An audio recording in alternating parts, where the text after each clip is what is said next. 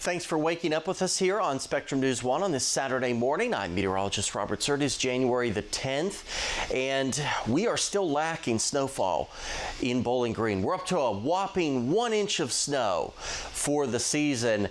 That is a little bit below average, but it is the exact same amount of snow that we had 1 year ago at this time. So we're still, you know, if you're a snow lover, this has not been your winter, unfortunately. And you don't have to get far to the north where they've seen a lot more snow. Just for us in Bowling Green, it really has not happened. Now, there's a little bit of snow in the forecast tonight.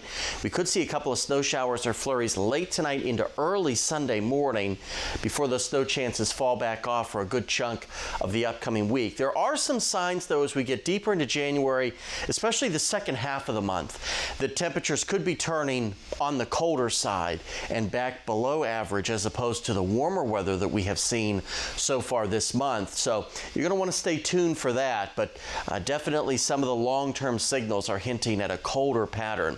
We will see a wet and soggy day today along with breezy conditions. Temperatures slowly falling throughout the day out of the 50s and into the 40s as you see some of that hit or miss rain shower activity. I think more widespread showers roll in here later this afternoon into early this evening. Then we'll see some clearing before clouds quickly build back in. We'll have a system passing by to our north, might clip portions of the area with a couple of flurries or snow showers. That might continue into early Sunday morning. Little, if any, accumulation, but definitely could be some flakes in the air. And then for our Sunday, a much colder and still a breezy day, sort of a raw, cold day for our Sunday.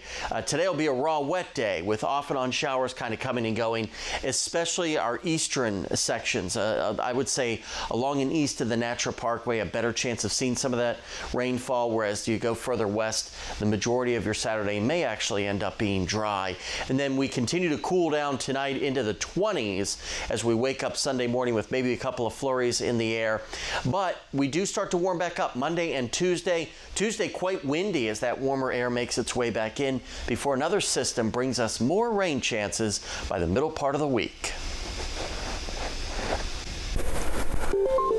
Well, thanks to